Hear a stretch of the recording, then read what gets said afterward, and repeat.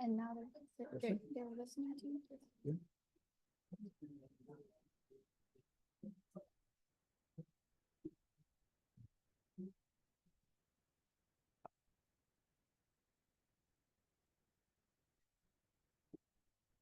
Welcome to School of Natural Resources and Environment. For those of you who do not know, it's SNRE, like IBM. This will be SNRE. So that's how we are known. This is quite a gathering here. This is our largest recruitment we have seen. One of the largest, I should say largest, one of the largest recruitment. 23 PhD students, 12 master students for summer and fall semester. That's a lot. I think we recruited some in the spring, but they had their own orientation when they came into the program. So we're not going to have time to introduce each one of you. That's how we used to do it when the group was small. So we have a small reception after the presentations of this, then you can meet with each other. So I'd like to meet with each one of you. Typically, I meet in person with each one of you once the semester starts. Okay, with that, let's see.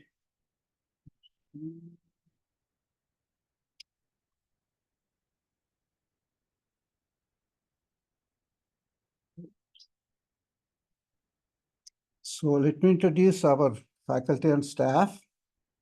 I'll go with the faculty here. Allison Adams is not here. Allison is a faculty member, actually has joint appointment with School of Natural Resources and Environment. She's a primary instructor for the seminar. So you'll see her when you attend the seminar. Dr. Danny Koinen is undergraduate coordinator, and he also teaches undergraduate core courses. Dr. Ryan Good also teaches undergraduate core courses in the program. You will see Danny and Ryan quite often, especially when you are performing the teaching assistant duties. And Karen Bray, we all met Karen Bray a number of times already. So Christy LaPlante, Christy, you also met Christy quite a bit, I think, through emails and in person.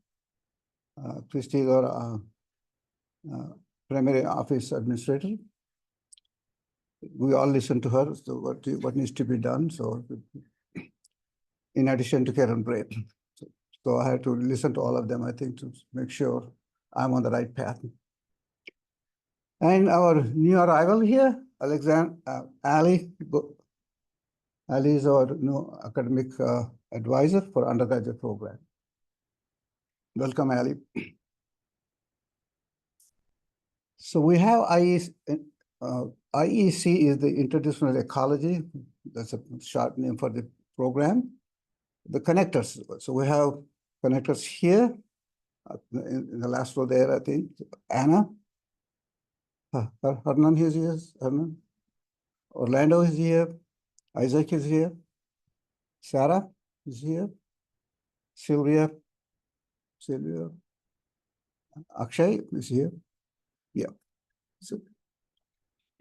So I think that these connectors actually will help you during your first semester, second semester, any help you need. So make sure to connect with them, talk to them. They are a very helpful group.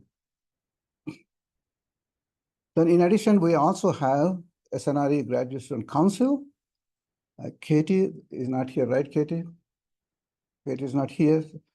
Savannah is here. Savannah. She's the vice president of the council. Varshita is here.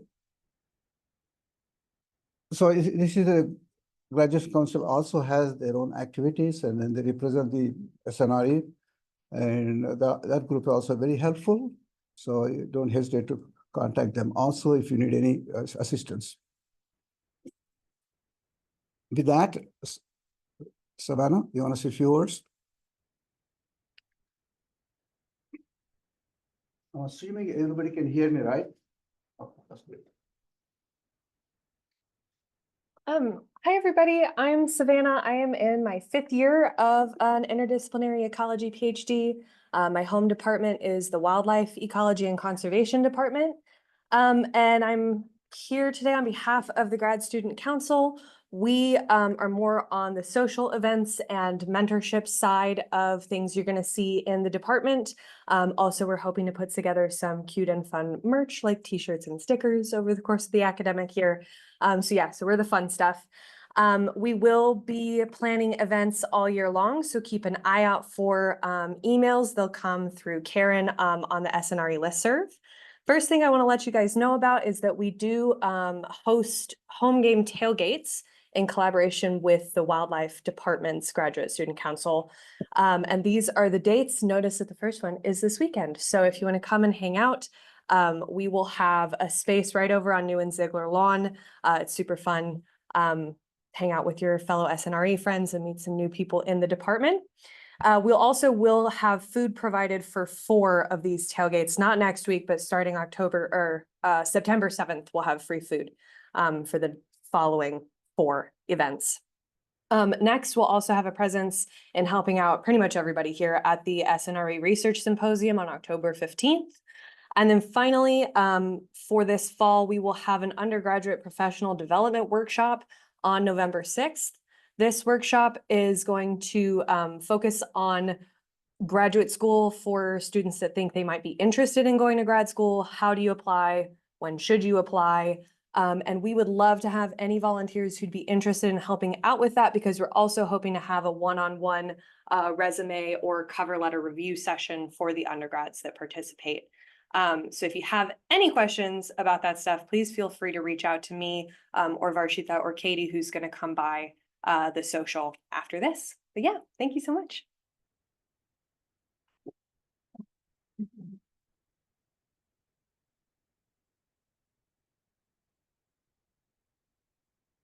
Lexi?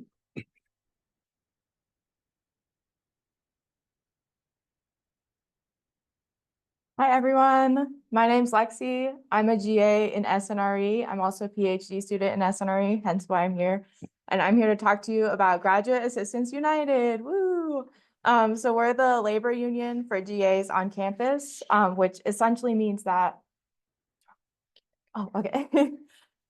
So we represent every GA on campus for improving our employment conditions, which relates to wages, healthcare, and overall employment disputes, to have a fair working environment for GAs. And we do this through yearly bargaining with the university. So right now, we are currently bargaining for, okay. We're currently bargaining for better healthcare, so including better dental and vision coverage, and also for increased minimum stipends. So higher wages for GAs. But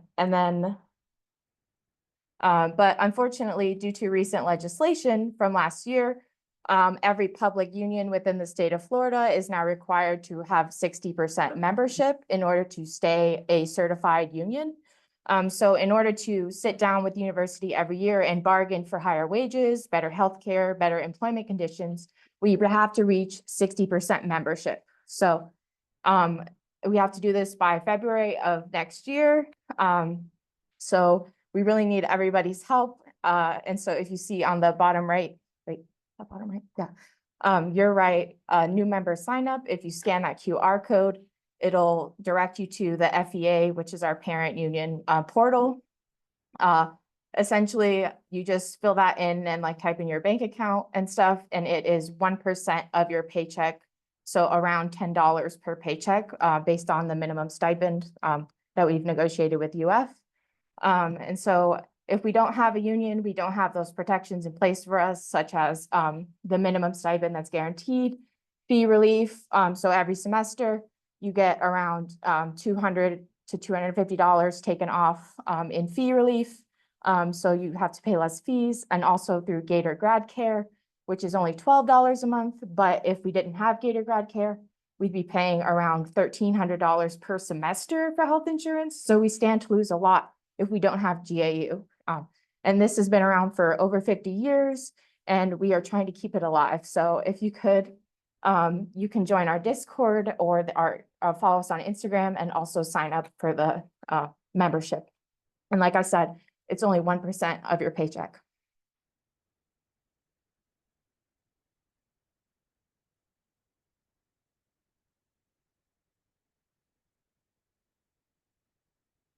Our next speaker is Laurel from EF Libraries. Hello.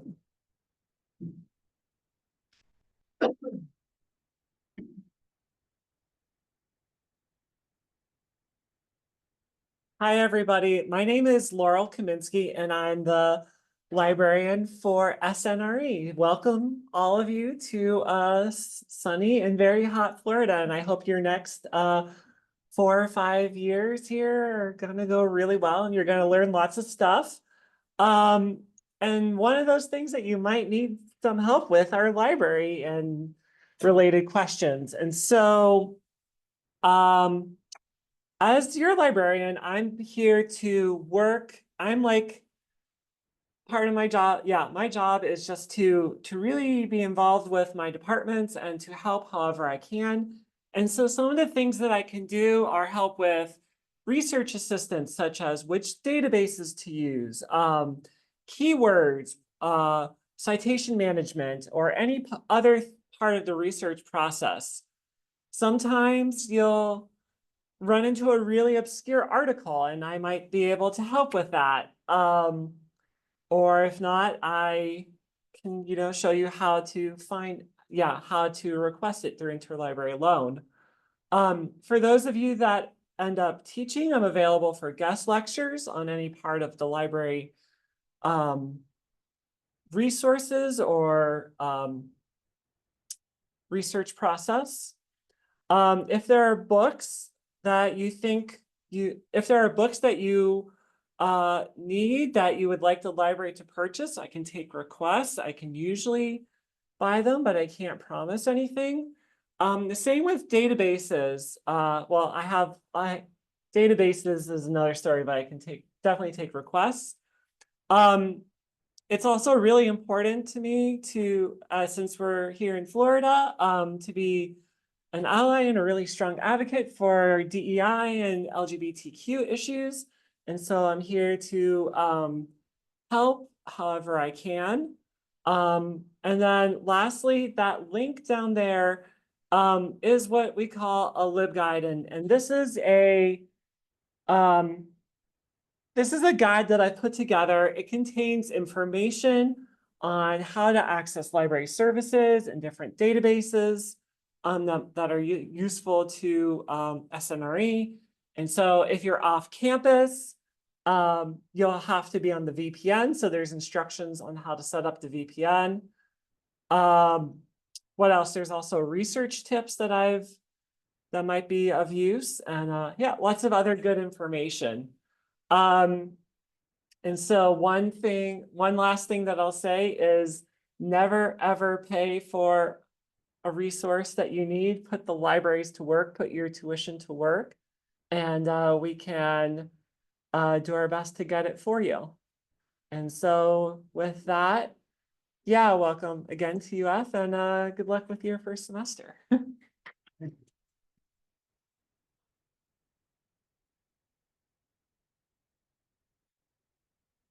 library is a wonderful resource.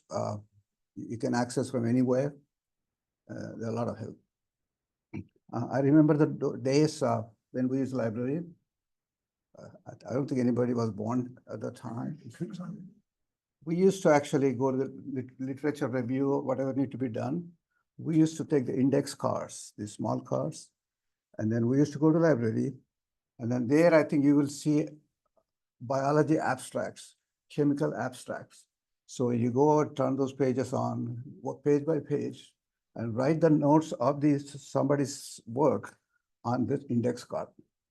And you collect all those index cards, then you write a review of literature based on that. So this is, I'm talking about 1971.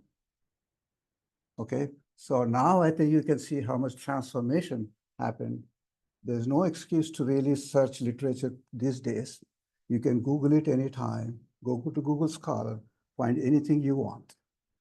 So it's only the time and expectations are also increased with that. But I like the old way because when I write something, I remember. So with that, let's give a short presentation, just explain you the process and about the IEC program.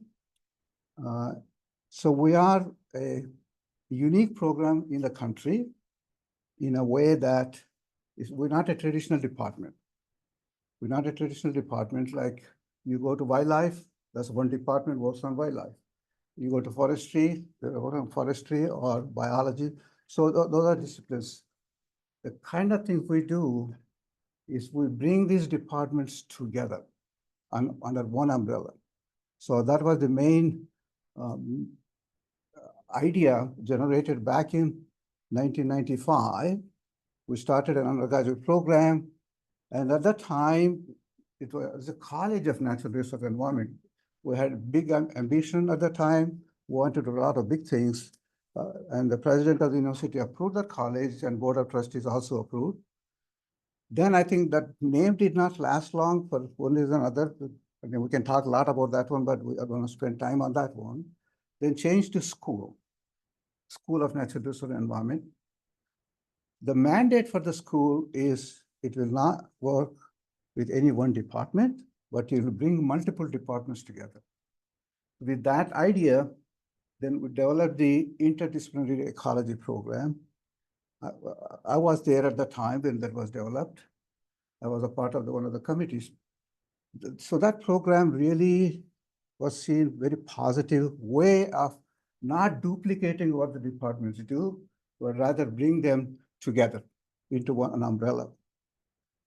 So this took off, this program took off, and then several other universities, not the only one actually had this kind of program. At that time, we are one of few, but now I think the several universities have. One of the well-known ones are Yale University has one, University of Michigan, University of Arizona, and our program also lines up in that one, and University of Wisconsin and a number of others. So we are placed under IFAS. Everybody knows this Institute of Food and Agriculture Sciences. That's the one of the main umbrella under the University of Florida. Medical school is one, medical sciences is one umbrella, IFAS is one, and the third one is rest of the disciplines on campus. Those three vice presidents of these big units report directly to the president. So IFAS is a major entity. So they thought the IFAS vice president title says Vice President for Agriculture and Natural Resources. So that's the reason it's in IFAS. Within IFAS, we have College of Agriculture and Life Sciences. That's our primary college we work with. With that, I think we also work with 10 different colleges in addition to College of Agriculture and Life Sciences. So we got faculty come from all these colleges and also multiple departments. Right now, we're working with about 50 academic departments and about 20 research and education centers on campus. So one thing I want you to remember that as a graduate student, your home as a graduate student is SNRE. Your advisor's home is the department. So you are actually like a guest in that department. Not guest, I think the relative in the department, but take advantage of the department to promote your program. And your faculty advisor has an affiliate faculty status in SNRE, and he or she can help you to make sure you are successful in your program. Just mentioned 12 colleges. This is an enormous task. Christy can tell you how much time it takes to just appoint each of those faculty members. We have 300 plus faculty members. Remember, all these faculty members went to graduate school one time or other, right? So they actually have a lot of ideas, I'm sure, so they can help you as you move forward in your program. 300 faculty. So we have now 120 graduate students in the program. which includes the one you are here, and then in addition to 90 plus of them who are not here. And we also have about 200, maybe approximately 200 undergraduate students in environmental science. We offer 2 degree programs in that one, environmental science more and a BA started, Bachelor of Arts, and environmental science and Bachelor of Science. Now, we have students coming from a number of countries. So how many of you here are international, outside US? That's great, welcome. So we're almost about 30 to 40% of the students are from overseas, from 20 plus countries. So 23 academic programs on campus. We work with all these departments, active departments. Out of 121 students, you're talking about almost 100 plus advisors coming from multiple 20 plus departments. So these kind of activities cannot be done by any individual department. So that's the strength of this program. This program is known for that. And also it recruits very bright students like you. You know, the students are represented here. We got about over 100 plus applications. Now we recruited about 1/3 of them maybe. And then these are some of the research centers.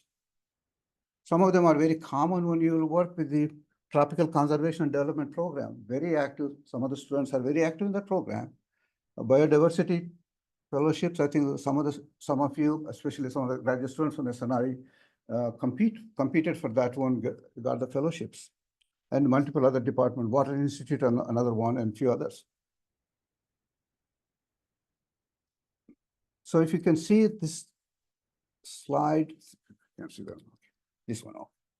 So this is our long-term average, the last since 2010. So we really have not changed a whole lot. Initially, we had more master's students, then we diverted into PhD students.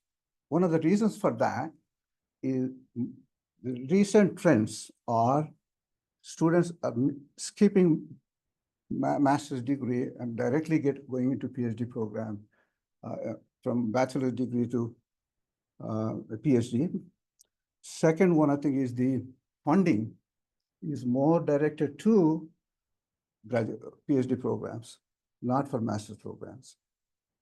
So we are actually offering a new program, which will be launched in spring 2025. That's the online master's program in interdisciplinary ecology.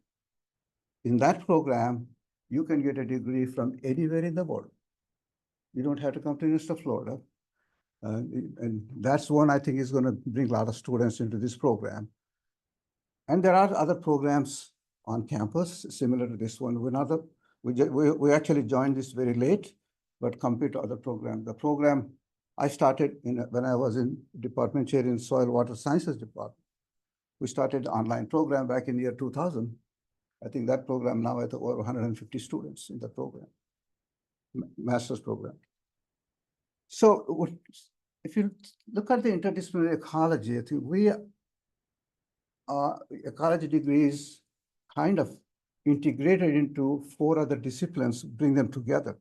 One, I think, is the fundamentals of interdisciplinary ecology. That's the mother of everything. And then that's supported by natural sciences. You bring in the ecological concepts into natural sciences, and also social sciences, bringing the human dimension. Sustainability science, maybe bringing some management, other restoration strategies, and then the data science, which actually brings the tools which can integrate all this information to develop the forecasting capability of the ecosystem functions and the restorations.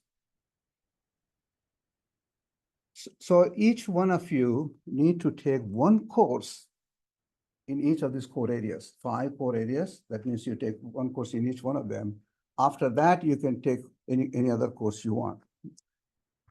So we went through curriculum revision about 2 years ago. So you will be in a new curriculum. So here's some students graduated over the years. Since 2000, we graduate about 300 plus master's students from the program. And then we also graduate about 273 PhD students.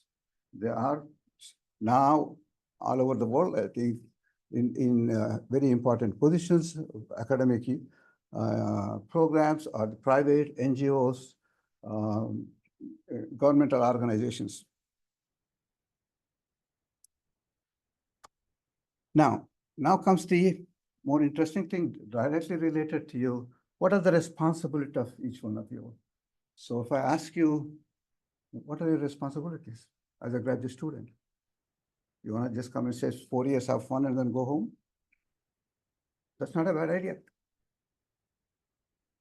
So the responsibilities are, you are responsible to everything you did. So think about that. You are here with a mission, especially PhD students and master students. They have their mission. They want to do something. This is the best way to really get into the program in a way. I usually do not support that much if somebody goes to directly bachelor's degree to PhD, because the time it takes from bachelor's to PhD, with the exception of some really bright students, almost 6 years to finish the PhD that way. So doing master's sometimes helps the student to not make a commitment, that if you want to do in wildlife, let's say, example, conservation, and then 2 years you did master's, then I say, okay, this sounds like a cool thing. Or you may say, man, this is really not the way I want. So you have an option to change, and direct yourself into a different PhD program. So PhD is a major, master's degree is not a major commitment. I was jokingly tell the students, this I actually said one time while I was giving a talk in Cornell University. I met with the graduate students for lunchtime. So one of the really bright students asked me, is it okay? What do you think the disadvantages of going directly from bachelor's to PhD program?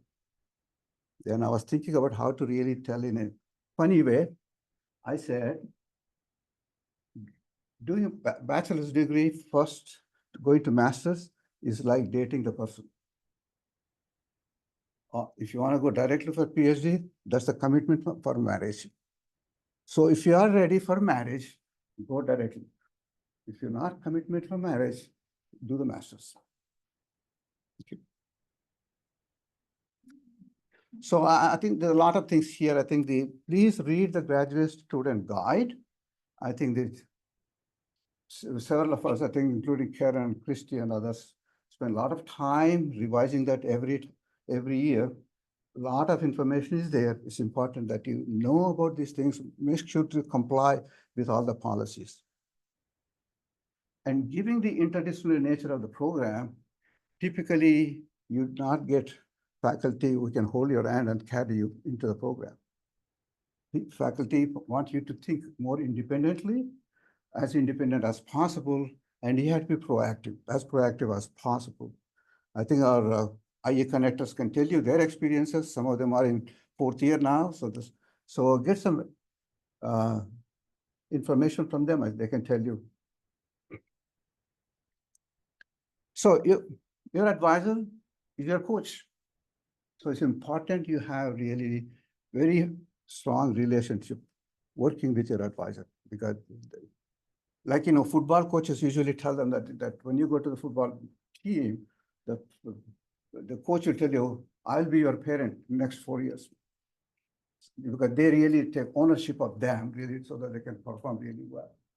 So similarly, your advisor is pretty much the person you really want to count on, and all of them are willing to help you day in, day out. But you have to take the proactive. You cannot ask them to tell you what to do, but you tell them what you want to do. And use your advisor continuously. And this advisor relationship will not go away once you finish PhD and work from here. They stay lifetime.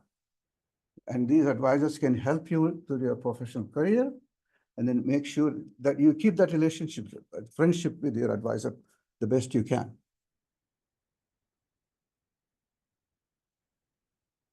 plan of study is the one I think the Karen spends enormous amount of time. Karen is our graduate programs advisor. So she meets every student, I don't know how many times in a year. Each student maybe 2 or 3, 4 times, depending on the need. So there's always somebody in our office.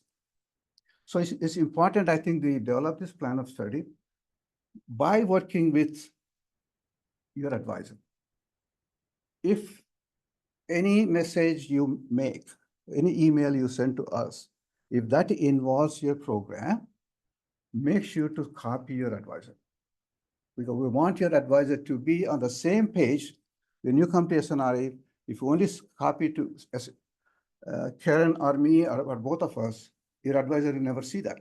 So you need to keep your advisor in the loop all the time. So the courses, like I mentioned to you, that you need to have one course in each of those core areas. That is 5 courses. And the 6th one, I think, is the 1 credit hour seminar. Seminar attendance is not required, but we strongly recommend that you attend the seminar every semester. That's where you can meet your fellow students, you can meet others, and you can see the research conducted in the program. The diversity in programs is incredible. So take advantage of that one. And also it will give you experience to see that how a good seminar is presented or how bad seminar is presented. So at least you can avoid the bad seminar. You can learn a lot from the bad seminar than the good seminar. So please make sure that 1 hour online or in person in this room, just make sure to attend the seminar. You don't have to take the course. You only have to take that 1 credit hour 1 time in the 4 years of program. Second thing we really want to think about, make sure you present your final seminar of your dissertation or thesis in the last semester of your program.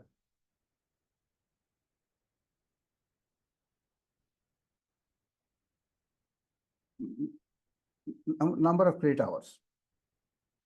With our new curriculum, what we did, we changed the curriculum in a way that we don't have to have 38 or 36 and 38 credit hours of the coursework for the master student. What we did is we reduced that to 30 credit hours without losing anything from the program. And the PhD, we need 90 credit hours in the PhD program. In that one, you need only 16 hours, 15 hours for the 5 core courses, plus 1 is the seminar. And then remaining courses, you decide. Your advisor, with your advisor, you decide how you want to really build the program. But those 5 courses are important.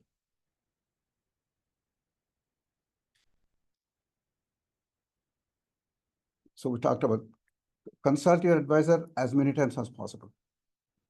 Because I'm sure that your advisors selected you, recruited you, and then wrote a really strong letter for you to come here. Yeah, our selection process is only about 25 to 30% we admit, and then provide the funding. So remaining, we don't have the funding, and also we don't admit them for different reasons. If we don't have the funding, we don't admit them, first of all. But the quality of the students here, you rank high in the evaluation by the committee. That's why we were able to get you here. Committee members, master student with thesis meaning that you will have 3 members. 2 are affiliated by the SNRE. I think you only need that, and 1 maybe not affiliated. For non-thesis, we only need 1 member. And then maybe that member should be affiliated. And then if you want to have an extra person, you can have that one. For PhD, you need 4 members. And then 3 should be affiliated, meaning that they should be affiliated with the school. That means you need to select them out of this 300 faculty members who are listed on our website.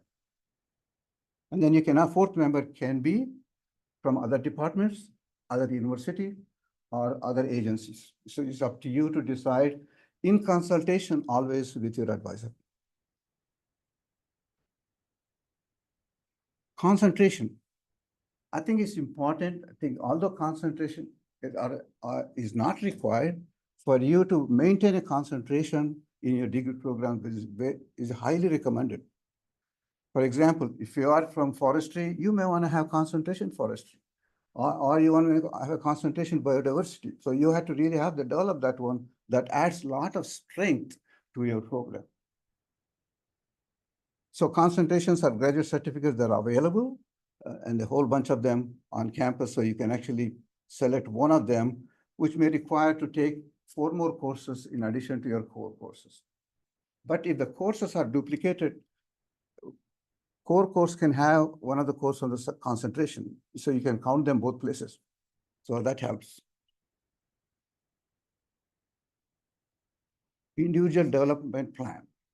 This is a plan which is you need to develop in consultation with your advisor, and having him sign that one. And also it includes mostly some of your progress and everything. So it's very important that you develop that one. And this is required by graduate school. And if you don't submit that one, sometime there's a hold on your registration. They won't let you register for the following semesters. So Karen will remind you day in, day out to make sure this IDP plan is submitted annually. So the key elements, like I said before, I think is the graduate school. When you go to graduate school, you have to really have what you're thinking about a lot of things, right? One of the channel in your brain has to be your graduate school, your degree program, your research, especially your research. So you have to be able to think through. It's not an 8 to 5 job. It's not 8 to 5 job. You can say, I can come back and do things. No, I think it has to be on your mind 24 hours a day, pretty much, in my opinion, to be successful in a way that you come up with the bright ideas. Do you know when the bright ideas come? When you're sleeping maybe sometime. You know, you can just get up and suddenly you remember this, wow, this is a cool thing, I should have done that one. So if you have a notebook next door, you can just write it down. So a lot of ideas come, but you don't really capture them, but it's important to write it down somewhere so you can use them to advance your program. So it's very important that this is not a job. Going to graduate school is not a job. Graduate school pays you, university pays you to go to graduate school in one way, but the time you spend, they can't afford to pay. Because you may be hired as an assistant for 20 hours a week. That's not enough to do PhD. That's just to earn your assistantship. You may spend your time as much as you can to really build the program and work through the program with the assistance of your advisor and others involved. So you have to motivate yourself continuously. Of course, total dedication. I'm sure you're all here. You already dedicated yourself to really put yourself in this situation so that you can succeed. And self-directed. Self-directed, what I mean, I think, is you are the driver of your program. Okay? Where is your advisor? Advisor may be sitting in the back seat. Only if you're driving a wrong path, then he or she will tell you, move on, go to the center of the road. So make sure you take the charge. You take the charge. It's your program, and you need to tell your advisor what you want to do, not your advisor keep telling you, do this, do this, do this, okay? With that, Christy is going to wrap up this presentation.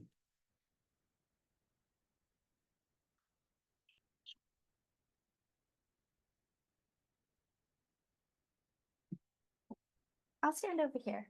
Hopefully everyone can hear me. I'm short, so I can't see over the monitors.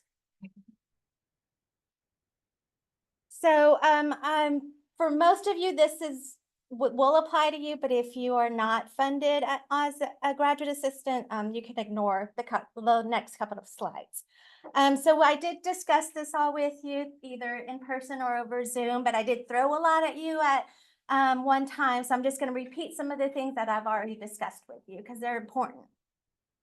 So contradictory to what Dr. Reddy just said, as a graduate assistant, this is your job. you are considered a UF employee. So, you know, there are some benefits to being an employee. The letter that you signed, your graduate assistant appointment letter, has very detailed information on the contract that you sign as an employee with the university. So, you know, always refer back to that original letter if you have any questions regarding your assistantship. A lot of work went into recruiting each and every one of you. So, you know, I feel like a used car salesman every year when I recruit students. There's a lot of back and forth with your major advisor, who funds you when, who pays you when, but it's not your responsibility to keep track of that. It's my responsibility. So I have a massive spreadsheet that I refer back and forth with you, your advisor's department. So don't stress about, you know, who's paying for you when. That's my responsibility to take care of. Most of you are on what they call a 0.50 FTE, which is a full-time equivalency. That's what FTE stands for, which means normally a full-time job is 40 hours. So you're contracted as a graduate assistant to work 20 hours.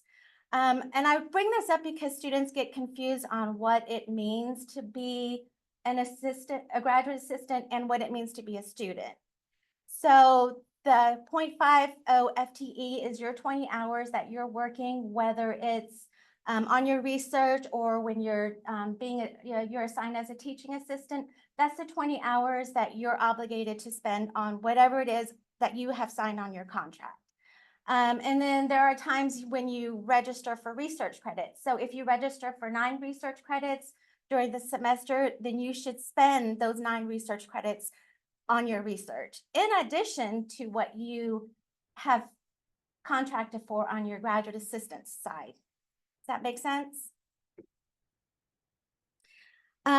You are also obligated, and I know for the people on Zoom, it's a little bit different, but on your appointment letter, you're also signed that you will be in Gainesville.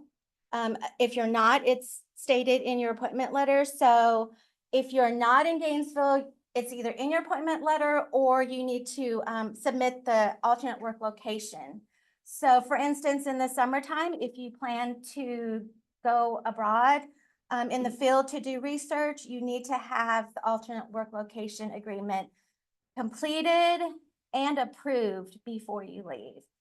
So, you know, as employees, I do the same thing. If I work from home, I have to have the agreement signed and approved every year before I'm allowed to work from home. So it's, you know, it's the same case for graduate students too. So we are in the middle of drop ad week. In your appointment letter, it says that you will register for, most of you anyways, you will register for 9 credits in the fall, in the spring, and if you have summer funding, you should register for 6 credits. If you do not register for the minimum credits, your tuition waiver will not run, which means you will be liable for full tuition. The deadline for drop ad, does anyone know when it is this semester? Wednesday at 11:59. So I will, because I try to advocate for all students, I will actually go in your registration student by student to make sure you're registered for the correct number of credits. Otherwise, I can't pay your tuition. So it's easier for me to try to prevent it than to try to clean it up afterwards. So just remember 996.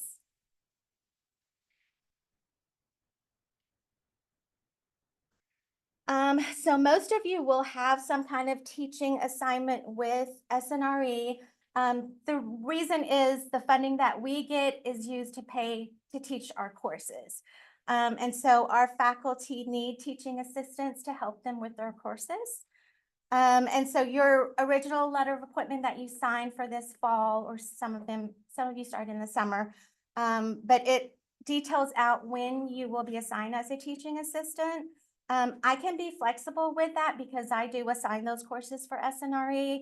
And I know I've mentioned to some of you that if your field work, once you start, you know, getting into your program and you need to schedule field work and it messes up with the schedule that you're assigned as a teaching assistant, just reach out to me, preferably a semester in advance. That way I can try to find someone else to fill your place. Okay. And then one more thing I wanted to mention, because students get confused on this. Sometimes your advisor or your advisor's department will have a separate teaching assistant job for you. That is in addition to what you've committed for SNRE. So, you know, for instance, if you are committed to doing 2 semesters for SNRE and your advisor wants you to teach or be a TA for one of his or her classes, because sometimes the department needs the help and sometimes your major advisor thinks that it will be good for you for your program, that would be in addition to what you're committed to SNRE. Okay. Health insurance, I've already received a few emails on this. Most of you can register for Gator Grad Care. Some of you, I'm still trying to get you into the system. So eventually you'll be able to register for Gator Grad Care, but you do have 60 days from August 16, if you're a fall admit, to register for Gator Grad Care. Once you're registered, you don't have to renew it. If you want to make changes and you don't have a qualifying event, you will have to wait until open enrollment, which is in October of every year. You will see on your student financial account now that you'll see like a $1,200 charge for the student health plan, which is automatic every year. They will charge you until you submit the insurance waiver. You can't do that until you're registered for Gator Grad Care. So if you're not in the system yet, just be patient. It'll appear eventually, and then that $1,200 will get dropped. I do want to mention that it's important that if you need some medical care right now, to make sure you tell your medical care provider that you have Gator Grad Care and to not charge the student health plan if that's still on your account. Otherwise, if you use the student health plan and then you decide to register for Gator Grad Care later, you'll be liable for both plans. Okay, questions on that? Nothing? So after Wednesday, after drop ed ends, I can pay your tuition. So don't be scared about the $11,000 charge you see on your account right now. It will drop off. It does take sometimes a week to 2 weeks to drop off. Just don't be frightened by that number. I promise it will drop off. What you'll see left after I'm able to pay your tuition are the student fees. So it ranges between $500 and $800 every semester. You will have to pay those. And it's always deferred, and on your original letter of appointment, there is a link to check the due dates, but I do remind you every semester as well. But for the fall semester, the due date is November 15 for the student fees. Questions on that? No? So I just wanted to make a quick plug-in for Florida residency. If you're able to apply, you should. The website on the UF website there details out exactly what you have to provide. You have to start now, at least saving that information to apply, because you have to prove that you've been here for 12 months before you can apply. It's important to apply because even though you hear the word tuition waiver, for you it's waived, but for us, we still have to pay it. And so for out-of-state students, we have to pay, it's a significant amount that we have to pay on top of in-state tuition. So the money that we save paying your tuition, we can use for another student. So it stretches our budget. There are a couple of travel awards that SNRE gives out every year. So we have quarterly travel grants, and the Graduate Student Council is actually responsible for selecting the winners for that grant. I just disperse the funds. And so any questions on the grant this year, it's Varshita. She is handling gathering all of the applications this year. The deadlines are all posted on our website. We also have the SNRE Nadeau Graduate Research Award. Savannah has won it. Anna has won it. Sarah has won it. We're not biased towards connectors, but they've been here. But it's $4,000, which is a significant amount of money. And you know, once you're on campus, you'll learn that there's not a lot of opportunities for grants that will pay for your research. Oh, Orlando's won it too. It's a very competitive award, I'll tell you up front, because a lot of students want it, but it is a lot of money, and you will qualify next year. Not next year, the next year.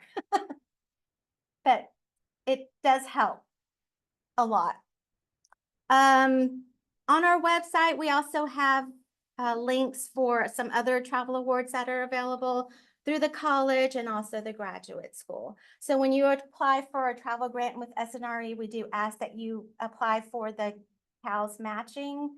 So that would be $500 that you could use towards going to a conference.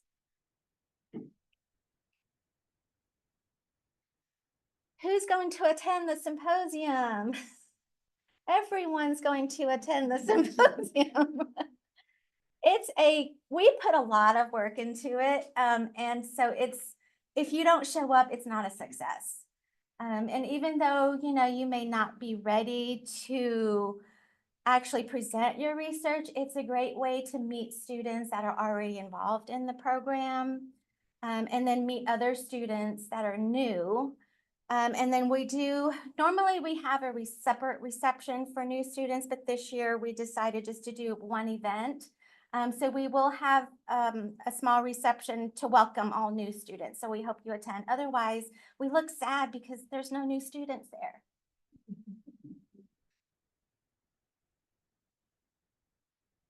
And that's all I had. Any questions on what I went through or what Dr. Reddy went through on the program? Anything? We're crystal clear on everything. Yeah. Ask any questions you have. You got time. It ranges between 500 and 800. It's been on like the 500 side lately because they have had some reduced fees. But I don't know the exact amount. When you ask the question, make sure you press the button. This right in front of you. Microphone.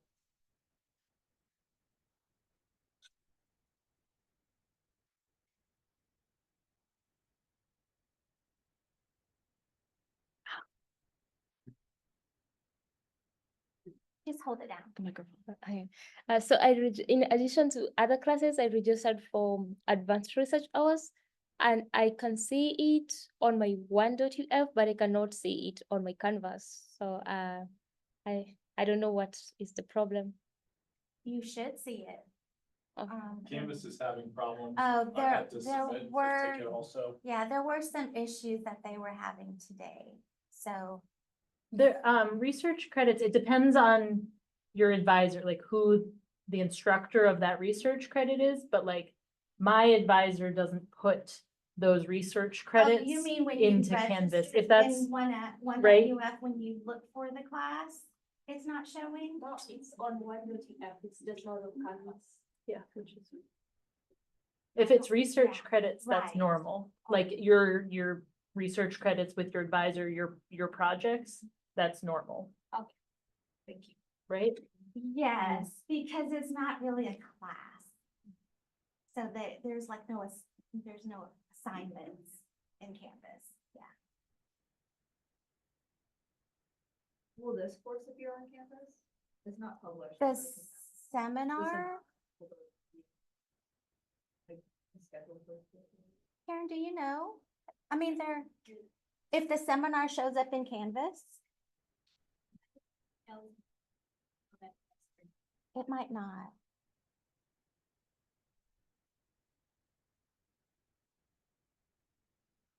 Nobody in Zoom, Patty? There's someone typing, but they haven't responded yet. Okay. Oh, there it is. Will the seminar be accessible via Zoom on Mondays for those of us who are unable to attend in person?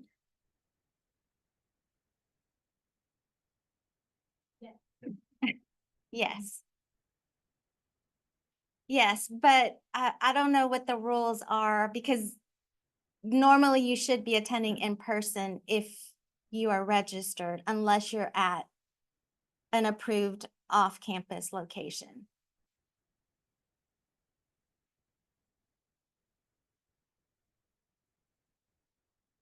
I want to just re-emphasize about the research symposium.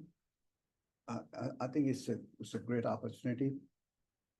Especially you will have a chance to meet with the keynote speakers. So we had a keynote speaker now from University of Georgia, Odom School of Ecology. And also you'll get a chance to meet with faculty and other graduate students. So I think usually about how many people last time? 250 something? I think we Yeah. had almost 300 people Yeah. last year. It's an all-day event, but it's during the school year. So of course, if you have classes, you can come and go. You don't have to stay all day. The agenda is published on our website, so you can see what we have scheduled for the day. In the afternoon is when the reception is, so hopefully most of you can attend then, so that we can introduce, the new students that are starting in the program this semester. Also, my office door is always open. So if you want to talk to me anytime, so you just need to just set up a meeting. I'll be happy to meet with you. And I just want to put a plug in for Karen because she is one of the most compassionate academic advisors on campus. So you're very lucky to have her working with you. And I think all the students who've been in the program can attest that she's amazing. We are responsible for over 100 students. So, sometimes it takes us a while to get back to you, especially if we have to dig for information to your question. But so be patient with us. But we try to reply to emails at least within a day.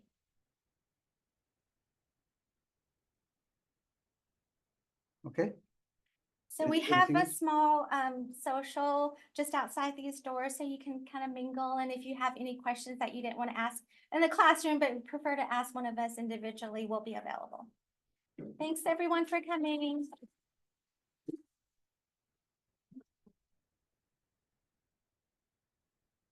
I don't know how to stop this.